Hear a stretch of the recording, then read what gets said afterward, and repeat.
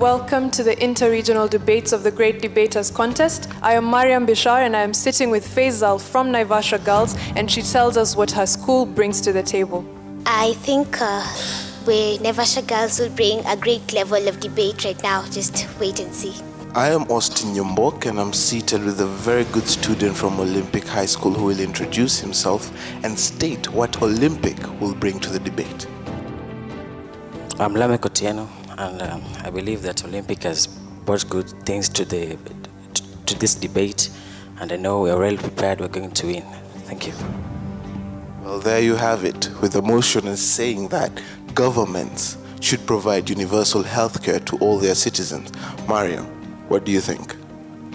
I think it's up to the people on stage to show us what they've got.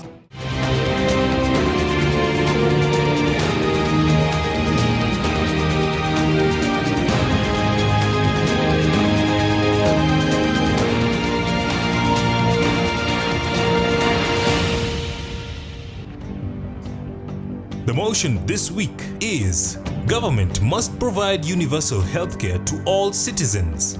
Proposing the motion, Naivasha Girls Secondary School. Opposing the motion, Olympic High School. Each contestant has 3 minutes to make their submissions. The audience also gets a chance to put their questions to each team. Each side will have an additional 1 minute to make a final statement. The judge's decision is final. The winning school will get an ICT chill-out zone with the widescreen TV, computers, webcams, and internet connection. The teacher from the winning school gets 100,000 shillings courtesy of Chase Bank. The winning students each get a tablet courtesy of Safaricom, a gift hamper from Unilever, and a gift hamper from mimi.co.ke. And together they all win the title, The Great Debaters. May the best school win. The first proposer, you have 3 minutes to begin. Thank you. How marvelous will the world be if we all could access universal healthcare?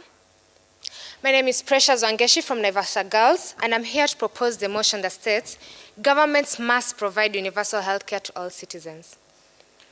I'll start by saying that the United Nations Charter on Human Rights, it provides that everybody has the right to medical care. Why would you want to deny a person their right to medical care just because they cannot afford to cater for their financial costs? Universal health care is a health provision that ensures that everybody can access medical services without facing financial issues.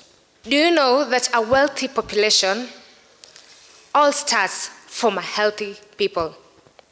These people need to be provided for the health services they require without actually thinking that they may not be able to afford.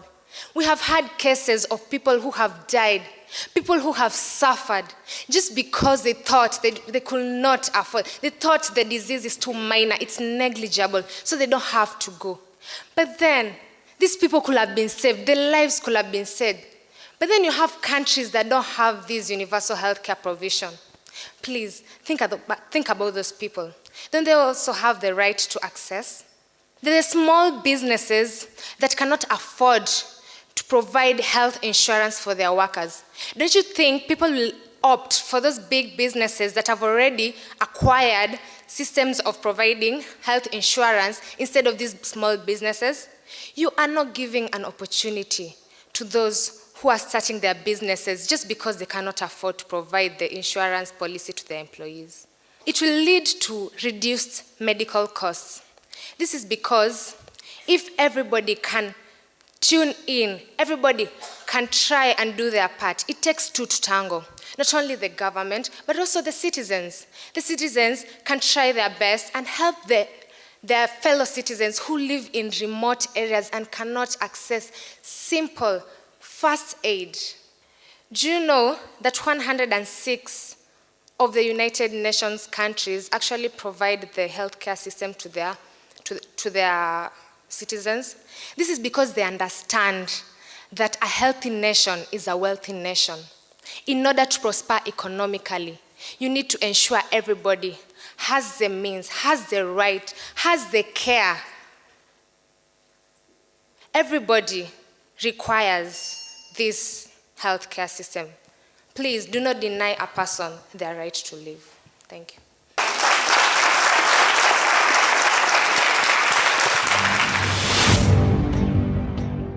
First opposer, you have 3 minutes. Olympic High School, Joseph Njau. Precious, why do you add salt to an already aching wound? Think about that. You know, governments must provide universal healthcare to its citizens. I strongly oppose this motion.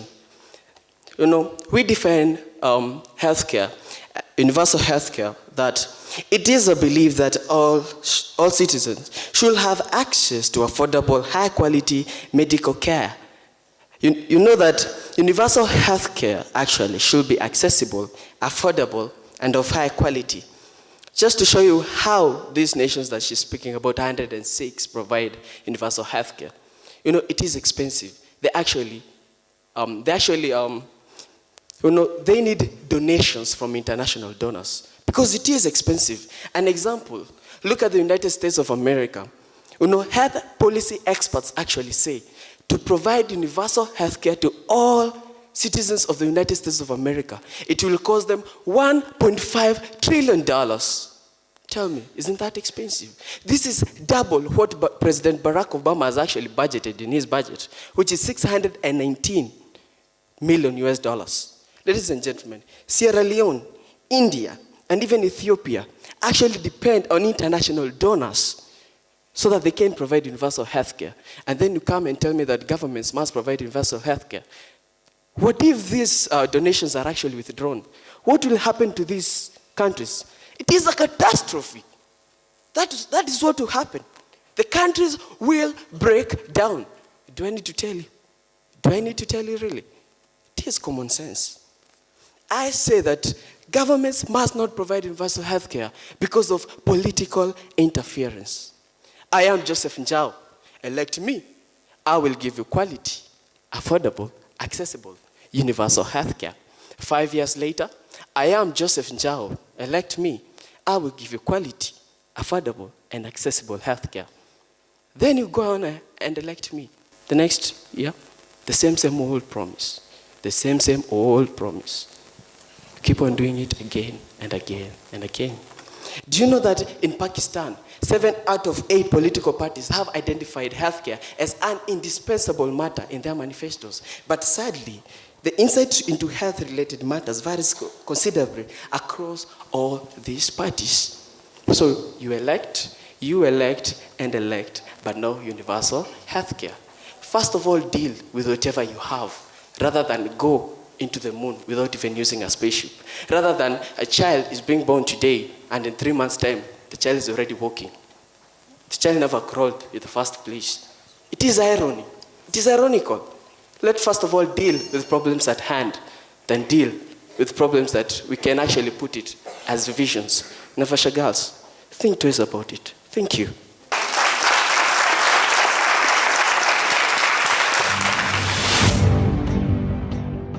We'll now hear a rebuttal from the proposing team. You have 3 minutes. My name is Julie Alice from Naivasha Girls, and I'd like to give a rebuttal to what the Olympic High School has said. First, I'd like to propose the motion that states governments must provide universal health care to all its citizens. You talked about it being expensive. Well, apart from taxation, we can still fund this system through single payer. We can fund this through compulsory. For example, the Obamacare, they are taxing 8% of the salary that one is gaining. And this, if you consider the population, it's going to amount to such a big amount of money in that it will go to this universal healthcare system. You also talked about politics will be involved. First of all, the leaders of a country are the ones who are it is going to be dependent on the leaders on how they are going to execute their leadership. If the leaders are of high standards, they are of high moral values, it will mean that the system will work. It will work well. And also, we have these countries whereby the universal healthcare system has worked. We have Canada, we have Sweden, we have Norway. All these countries have succeeded, and it should speak volumes that if we introduce universal healthcare in our governments, it will mean that it will benefit the people. And also, this is not all about the political leaders. We are doing this for the citizens. We are doing this for the people who are living in remote areas. We've heard of cases whereby children are dying just because they cannot get universal health care. And if we introduce this in our countries, it will mean that it will benefit, and the leadership of the government will rise, because how can we raise leaders who are not healthy? If we don't provide this healthcare system, it will mean that the people living in our country, they are going to live of sicknesses. On to my first point. As I said, there are working models, examples of Canada, Norway, Russia. We have the BRICS Confederation, consisting of Brazil, Russia, India and China, and they recently joined South Africa. And as we can see, the economy is growing because it's a confederation. And if we introduce universal healthcare system, it will mean that it will bring our countries to a whole new level, and it will just raise our economy and our facilities. Second of all, it will reduce the mortality rate. I'd give a statistics whereby the CNN reported that 45 million Americans are uninsured. And 45,000 people die every year because they don't have access to universal health care. This will mean that if we don't introduce this universal health care, it will mean that people will be dying each day, day in, day out. So therefore, Olympic High School, I just ask you to consider this. I rest my case. Thank you.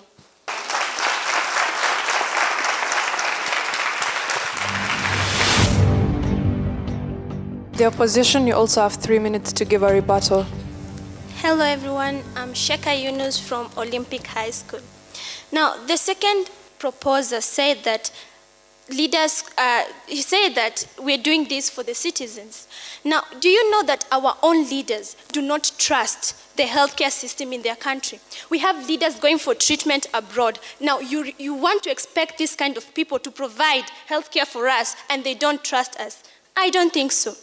Now, I oppose this motion. Why? Now, my first point is that it is unfair to the doctors. A doctor is like any other human being who has children to take to school, has family to fend for.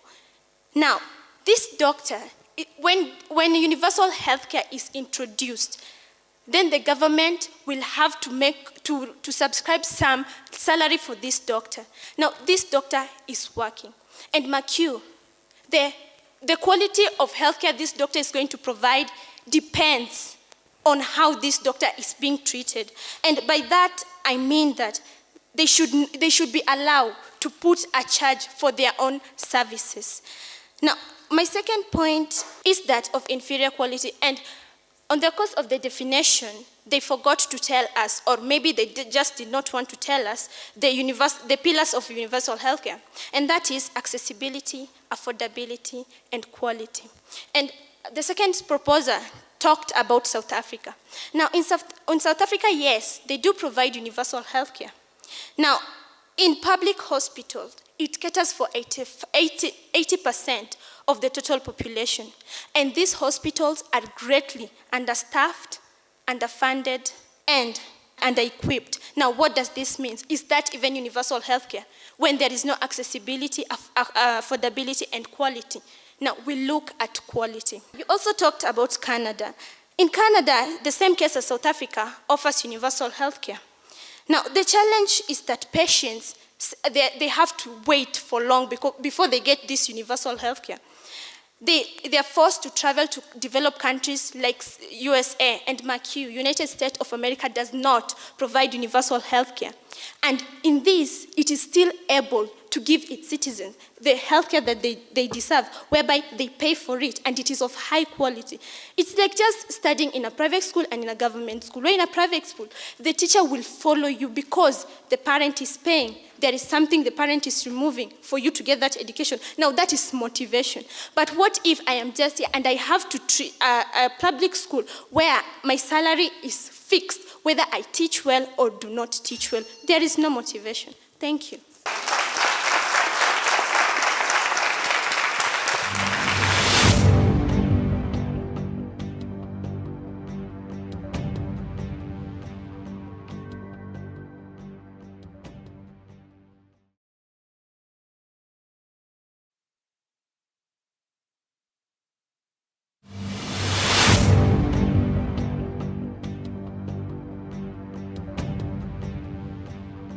Two questions for the proposers. Yeah, a question to the proposers. Do you really forget that our country itself has not been able to provide national health care? So how then would you trust the universal one? Thank you. I'm Mohamed Abdullahi from Light Academy. The first proposer talked of there are guys who never go to access medical care because they thought the disease that they're suffering from is a minor disease. They can neglect it. We still offer universal health care. What is the assurity that these guys will still visit these hospitals if they still think that the disease they're suffering from is a minor disease? Thank you. My question goes to the first opposer. He talked about Ethiopia depending on international donors. Which are these international donors? Thank you. Thank you very much. My name is Rhoda Arugur from the Mary Hill Girls High School. I have a question to the opposers. The second speaker talked of if we had a universal system, the doctors would not be able to determine what they pay and they would all have a universal salary. So my question is, even at the present system, do doctors still decide their pay? And if so, why do we have doctors, or in other words, medic strikes each and every day? Thank you. The third presenter from the proposing team, take the stage. Thank you. I am Megan Mumbi from Naivasha Girls, here to propose a motion that governments must provide universal health care to all its citizens. The first question, if our country itself has not been able to provide universal health care, how do you trust it to provide? Actually, in our country, we have NHIF, National Health Fund, which normally helps these people. It's a form of universal healthcare provision to other people. If a person is sick, if a person has a problem, they can get a way of getting treatment from these people. And then the second question of why they don't want to, if I have a minor illness, why I will not want to go. If I think most people don't want to go to hospital because they know they'll spend money on it. Why should I go to hospital just because I had a sneeze last night? It doesn't make any sense. So according to me, I'll just take it as a very minor thing because I know I'll spend my money on a checkup that, it may not be serious. But if I know I have a fund which has already footed my bill, then I have a very big gateway of me going there and getting my help. So what I want all of us here to understand is there are very many people in our country nowadays that don't get this healthcare system. Look, in a place like Nigeria, we've seen there is an example of a woman called Naomi. Naomi is a woman who was affected by tuberculosis, and she had 2 children who were malnutrited, and they actually had kwashiorkor. Now, the problem here is she did not have enough money to go to hospital and to take her children there. Why? Because she could not get enough money. Now, this is a problem here. If the government provides this universal health care, then it provides a basis for every single person to get treatment. In the long run, after Naomi's case was exposed, the government came in and it helped her, and she got universal health care. She was provided for health care and everything was footed for her. Now, this is what I'm asking. If there's some people in our country who cannot pay this thing for themselves, and yet I have the capability of affording healthcare in a very big private hospital, then why shouldn't I help this person foot the bill? Many people are dying, like it has been said, 45,000 people each year. How many people are we losing in our countries if we continue doing this? It is rather we try and form a basis of protecting our people, of setting them aside and enabling that they get at least basic health care. We just can't let people die every single day, stand back just because we cannot provide or just because we feel as if I'm not obliged to do it. No, we all have a right. Each single person has a contribution to make in our society. You're not supposed to stand aside and watch another person die. So if we provide universal health care, then every person has an access of getting basic health care. Thank you.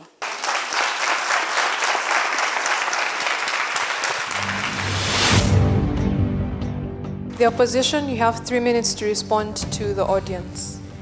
Greetings, my audience. Elmer Drigan from Olympic High School to respond to the audience question. Now, one member of the audience asked this question, or rather asked the examples of these international donors. Well, I believe if you watch news, or maybe if you use the internet, or maybe you might have heard, we have quite a number. We have the International Monetary Fund, we have World Bank, UNICEF, the United Nations Organization on Health, and so many others. There's so many. Now, to the second question that was asked, I'd simply ask you to please just hang on a bit. I'm coming to your answer. Now, to come to the defense of my team, or rather to reinforce on whatever my team said on universal healthcare. You know, my colleagues say that governments must not provide universal healthcare because, one, it is very expensive. Also, they said, or rather, they spoke about it in terms of quality, that if it's introduced, the quality will be wanting. Now, I would like to also to reinforce on their points by bringing you a new point, that governments must not provide universal healthcare because it will hamper economic growth. I know you must be wondering, how is this possible? Let me help you out. Now, the private health sector gets, or rather generates revenue for the government, that's for governments. Equally, in the private health sector, it means that if the universal healthcare is introduced, there will be investors who will be driven out of business because almost everything will be free. So where will I get my money? And that means no food for me or maybe for my family. And you see, this means that doctors should be allowed to charge the market value for their services, as my colleague said, that is Sheka. Now, through universal healthcare, you will find that fixed salaries for doctors will be determined by whatever work they do, which will be quite unfair. Now, just because you're a doctor does not mean that some services will be charged differently. Assuming I've gone to buy a vehicle, say a Mercedes-Benz, will it be charged lower because I'm a doctor? No. It will be charged the same amount as the others. To that effect, if there is no financial intervention, doctors will be forced to change profession. This has been proven in countries like Liberia, whereby 3 out of 2 doctors leave the country to seek greener pastures in terms of the medical profession. So, ladies and gentlemen, do you still want to cling on to this belief that universal healthcare should be provided by governments? Is that what you mean?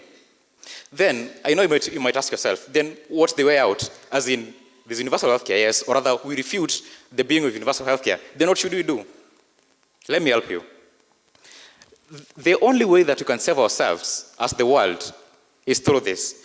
We can have partnerships, that is with the private sector and the government itself, the governments themselves, sorry.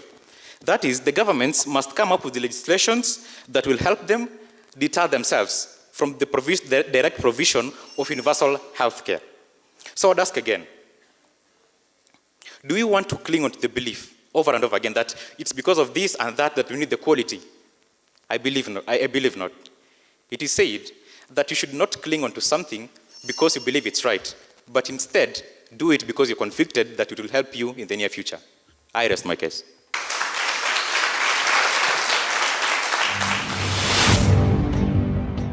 We'll now get a member from the proposing team to take a minute and give us their final statement. Well, it comes down to this. Are we going to stand back and watch our people die?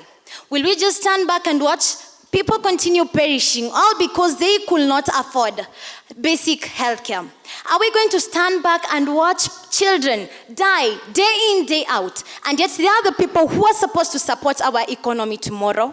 Think about it. We all know that, yes, old brooms know all the single corners, but new brooms sweep cleaner.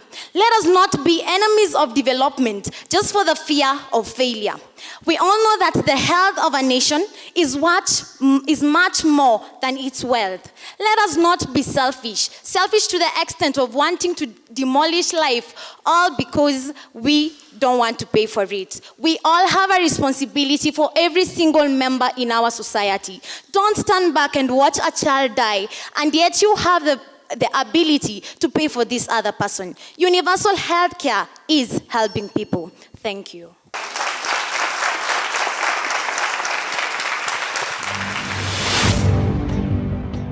The opposition, you have a minute to do the same. Wonderful. Universal healthcare is not completely free. It is at a subsidized rate. Know that.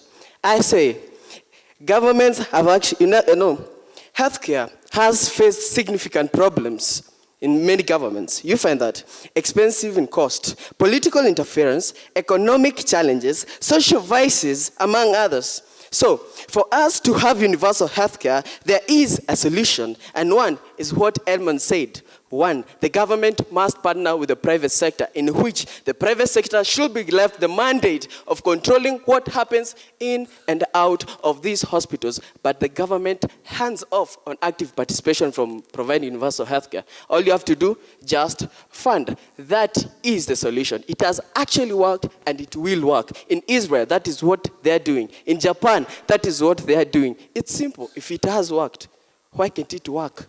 Even in other countries. So, this is precisely what I'm saying, as I said. Stop adding salt to an already aching wound. Small minds can comprehend great things to be great, but you must be ready to be mocked and misunderstood. So, Olympic High School, we are staying strong. Thank you.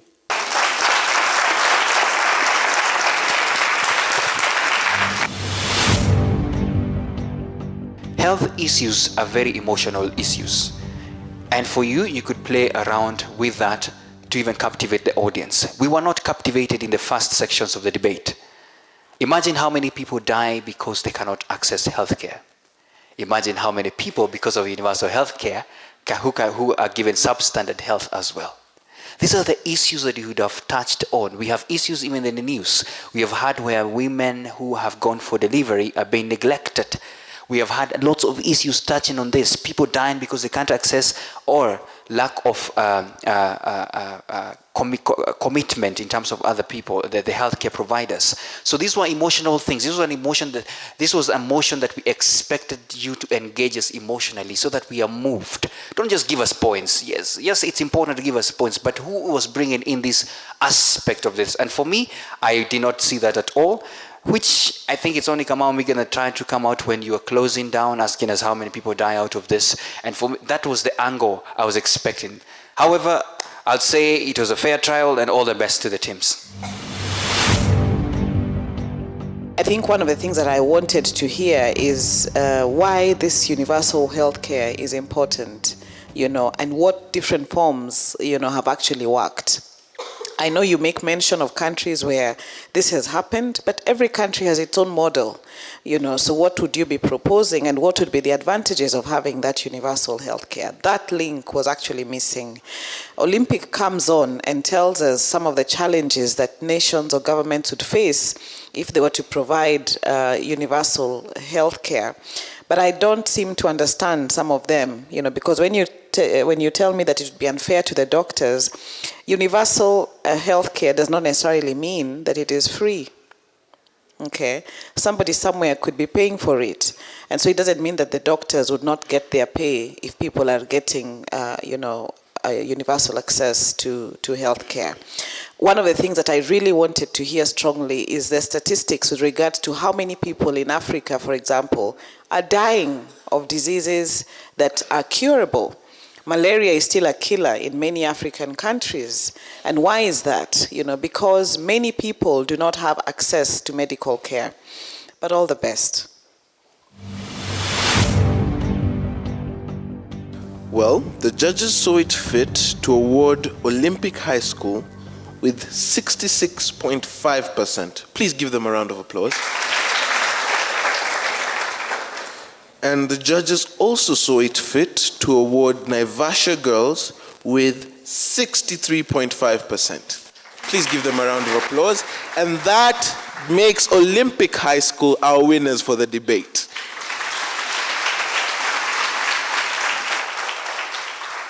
We thank both teams for the job well done. Of course, one passed by the skin of their teeth, but we know they'll do better in the future. From all of us here, we'll see you next time. Thank you for watching. I am Mariam Bishar. And I am Austin Nyombok. The winning school will get an ICT chill-out zone with the widescreen TV, computers, webcams, and internet connection. The teacher from the winning school gets 100,000 shillings courtesy of Chase Bank. The winning students each get a tablet courtesy of Safaricom, a gift hamper from Unilever, and a gift hamper from mimi.co.ke. And together, they all win the title, The Great Debaters. May the best school win.